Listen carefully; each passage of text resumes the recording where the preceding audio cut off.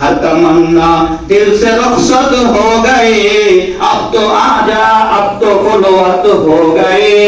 समस्त तमन्ना, समस्त चाहिदा, समस्त खाहेश, समस्त चाওয়া অন্তর থেকে দূর করে অন্তরটা খালি করে ফেলেছি। কেন? তুমি আল্লাহকে অন্তরের ভিতরে বসাইবো। সুবহানাল্লাহ। এটা তো আল্লাহওয়ালাদের কথা। আর আমাদের কথা কি? আমরা অন্তর খালি করছি আল্লাহকে সরায়া। আমরা অন্তর খালি করছি কারে সরায়া? আমাদের দিলের ভিতরে আল্লাহকে বসানোর মতো জায়গা নেই। আমাদের অন্তরে আল্লাহকে বসানোর জায়গা নেই। অন্তর তো দুনিয়ার চাওয়া দিয়ে ভরে রাখছি, দুনিয়ার খাহেশ দিয়ে ভরে রাখছি। দুনিয়ার কত চাওয়া, কত পাওয়া, কত খাহেশ, সব কিছু দিয়ে অন্তরের মধ্যে জায়গা আছে এটা ভরাট করে রাখছি। আল্লাহকে যে অন্তরের ভিতরে ঢুকাবো এই জায়গা আমাদের অন্তরে নাই। কে বলে ঠিক না বেশি? ঠিক না? জান্নাহ দুনিয়ায় থাকা অবস্থায় হযরত ওমর রাদিয়াল্লাহু তাআলা জান্নাতের সুসংবাদ পেয়েছেন, যার ব্যাপারে আল্লাহ রাসূল বলেন। আম্মা জান আয়েশা সিদ্দিকা রাদিয়াল্লাহু তাআলা যখন আল্লাহ রাসূলকে বললেন, ইয়া রাসূলুল্লাহ, ইয়া হাবিবাল্লাহ, আসমানের মধ্যে যে তারকা দেখা যায় এটা কয়টা তারা হবে? এই তারা কি গণনা করে শেষ করা যাবে? আল্লাহ রাসূল বলেন, না, আকাশের তারকা গণনা করে শেষ করা যাবে না। আম্মা জান আয়েশা সিদ্দিকা রাদিয়াল্লাহু তাআলা আনহা আল্লাহ রাসূলকে বললেন, ও আল্লাহর নবী, আপনার উম্মতের মধ্যে এমন কোন উম্মত কি আছে যে উম্মতের নেকিও আকাশের তারকার মতো গণনা করে শেষ করা যাবে না? আল্লাহর নবী বিশ্বনবী রাহমাতুল লিল আলামিন আম্মা জান আয়েশা সিদ্দিকা রাদিয়াল্লাহু তাআলা আনহাকে বললেন, হ্যাঁ, আমার উম্মতের মধ্যে এমন এক উম্মত আছে যার নেকি আকাশের তারকার চাইতেও বেশি, যার নেকি গণনা করে শেষ করা যাবে না। আম্মা জান আয়েশা বলেন, ওই উম্মতের নাম কি? আল্লাহর নবী বিশ্বনবী রাহমাতুল লিল আলামিন বললেন, ওই উম্মতের নাম, সে আমার উম্মত, আমার অত্যন্ত মুহাব্বতের সাহাবী হযরত ওমর রাদিয়াল্লাহু তাআলা আনহু। সুবহানাল্লাহ। নেকি কতটুকু? আকাশের তারকার চাইতেও বেশি। তারা কি গণনা করে শেষ করতে পারবেন? পৃথিবীর সব মানুষ যদি আকাশের তারা গণনা করে, তারা গণনা করে শেষ করতে পারবে? আকাশের তারকা যেমন গণনা করে শেষ করা যাবে না, রাসূলের উম্মতের মধ্যে খলিফাতুল মুসলিমিন যিনি অর্ধ জাহানের বাদশা ছিলেন, এক দেশের বাদশা না, এক এলাকার বাদশা না, অর্ধ পৃথিবীর বাদশা হওয়ার পরেও তার নেকি কতটুকু? আকাশের তারকার চাইতেও বেশি। আল্লাহু আকবার। বলেন না আল্লাহু আকবার? আরো জোরে বলেন আল্লাহু আকবার। আল্লাহু আকবার।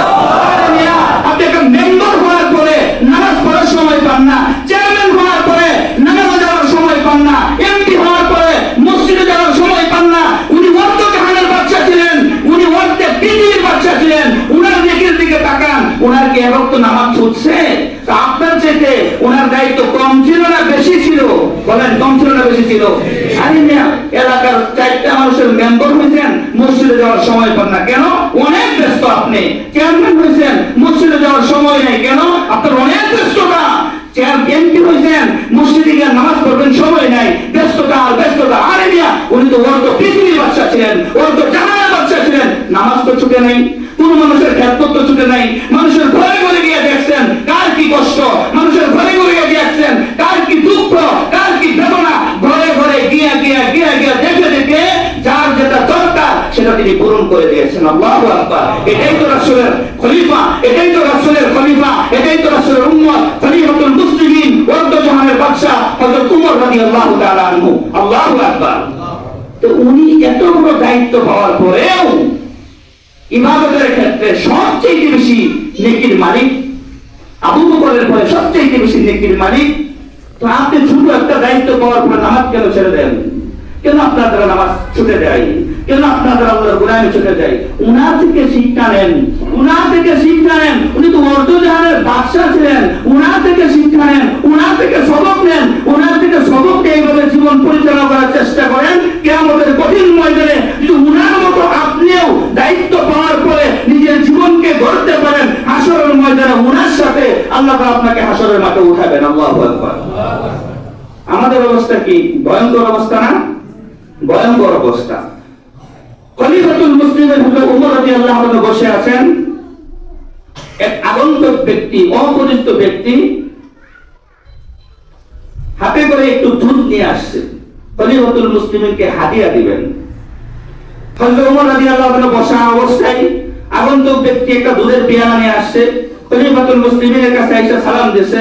সালাম দেওয়ার পরে বলেন, ইয়া খলিফাতুল মুসলিমিন, হে আমাদের খলিফা, আপনার জন্য আমি একটু হাদিয়া আনছিলাম, একটু দুধ আনছিলাম হাদিয়া। খলিফাতুল মুসলিমিন দুধটা হাতে নিলেন, দুধটা গলার মধ্যে দিয়ে পান করলেন। যেহেতু হাদিয়া আনছেন, কিছু জিজ্ঞেস করলেন না। পান করার পরে আগন্তুক ব্যক্তিকে বললেন, ভাই, এই দুধটা কি তুমি যে তোমার বাড়িতে জানোয়ার পালো, এই পালিত জানোয়ারের দুধ নাকি? আগন্তুক ব্যক্তি বলে, না। হে খলিফাতুল মুসলিমিন, এখন উনি ফতোয়া দিতেছেন। কি ফতোয়া? যে না না না, এটা তো আমার পালিত কোনো পশুর দুধ না, আমি তো একেবারে গরিব মানুষ, একেবারে গরিব মানুষ।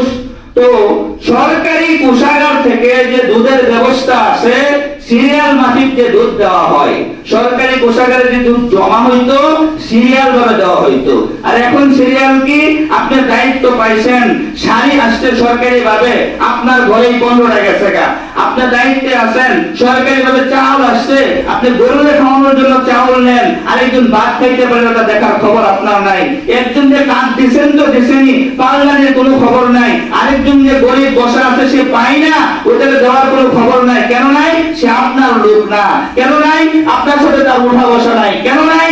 আপনার সাথে তার চলাফেরা নাই, আপনার সাথে মনোমালিন্য আছে। সে গরিব হলে আপনি দিতেছেন না। খলিফাতুল মুসলিমিনের জীবনে দেখেন কেমন ছিল। সরকারি কোষাগারে যা জমা হইতো ভাগ করে দেওয়া হইতো। আজকে 10 জন গেছে, কালকে আরেক 10 জন পাবে, পরের দিন অন্য 10 জন পাবে, পরের দিন অন্য 10 জন পাবে, সবাই খাওয়া শেষ, এখন আবার শুরু থেকে আসবে। এরকম সিস্টেম ছিল। ওই ব্যক্তি বলতেছে, হে খলিফাতুল মুসলিমিন, আমার ভাগে এই সপ্তাহ, এই দিন, এই দুধ পড়ছে। আমি চিন্তা করলাম, যেহেতু সরকারি কোষাগার থেকে দুধটা পাইলাম, আমি গরিব মানুষ, জীবনে কোনোদিন আপনাকে কিছু খাওয়াইতেও পারি নাই, কোনোদিন আপনাকে কিছু হাতিয়েও দিতে পারি নাই। এই জন্য চিন্তা করলাম, আজকে যেহেতু দুধ পাইছি, সবার আগে আপনার একটু হাদিয়া দিই, তারপরে আমি খাবো। এটা আমার জন্য শ্রদ্ধা, এটা শ্রদ্ধার তো। কিন্তু হে খলিফাতুল মুসলিমিন, আমি আপনাকে একটা হাদিয়া দিলাম, আমি আপনাকে একটা হাদিয়া দিলাম, যদিও আমার জন্য শ্রদ্ধা, আপনার জন্য হাদিয়া, হাদিয়া হিসাবে আপনাকে দিলাম, আপনি পান করেন। খলিফাতুল মুসলিমিন তো পান করে ফেলছেন। বলতেছে, হে কি বলো, শ্রদ্ধার দুধ তুমি আনছো আমাকে দেওয়ার জন্য?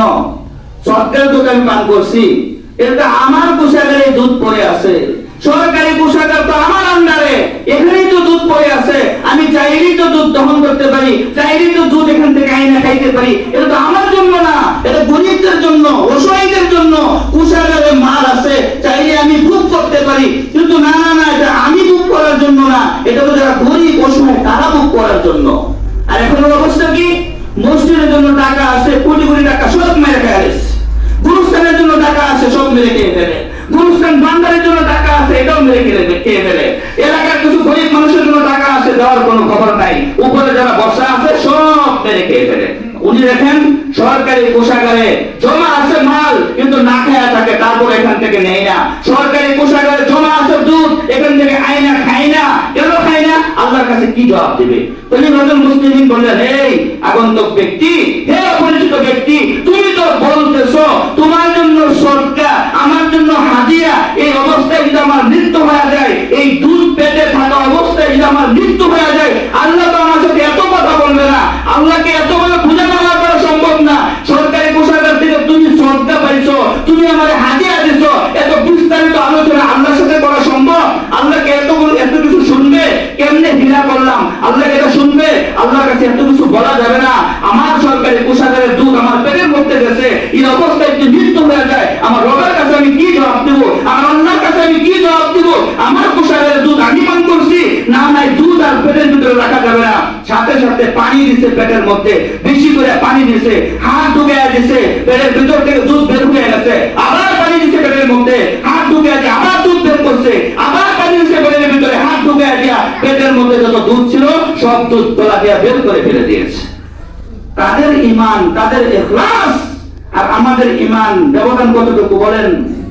আমরা তো এখন যদি চেয়ারে বসে যাই, কি খাইতেছি না খাইতেছি দেখার সুযোগ নাই, উপর দিয়ে খাইতেছি না নিচ দিয়ে খাইতেছি দেখার সুযোগ নাই, গরিবের খাইতেছি না এতিমের খাইতেছি দেখার সুযোগ নাই। ও ভাই, কয়দিন খাইলা, কয়দিন খাইবা, দুনিয়ার হায়াতে জিন্দেগি কয়দিনের, আল্লাহর সামনে দাঁড়াইতে হবে। হাসরের মাঠে আল্লাহর সামনে দাঁড়ায়া দাঁড়ায়া একটা পয়সার হিসাব আল্লাহর কাছে দিতে হবে। এক পয়সা অন্যের হক মেরে খাইছো, গরিবের হক মেরে খাইছো, অন্যের হক মেরে খায়া ধনী হইছো, ভালো দামি গাড়ি দিয়া চলছো, হাসরের মাঠে কোন হিসাব আল্লাহর কাছে দিতে হবে। কি বলেন, ঠিক না ঠিক? আল্লাহর কাছে হিসাব দিতে হবে। এখন দেখেন আমাদের হায়াতের জিন্দেগি কয়দিনের, এই অল্প হায়াতের জিন্দেগি পায়া কেন আমরা আল্লাহকে ভুলে গেছি? আল্লাহকে ভোলা যাবে না, আল্লাহকে ভোলা যাবে না। हर तमन्ना दिल से रुखसत हो गए, हर तमन्ना दिल से रुखसत हो गए, अब तो आजा अब तो खुलवत हो गए। এই জন্য আল্লাহ বলেন, তো বলনা দিলের মধ্যে দুনিয়ার অনেক চাহিদা আছে, অনেক চাওয়া আছে, অনেক খায়াত আছে, সব বের করে দিছি, সব বের করে দিছি, অন্তরটা খালি করে ফেলছি, দিলটা খালি করে ফেলছি তুমি আল্লাহকে দিলের ভিতরে বসানোর জন্য।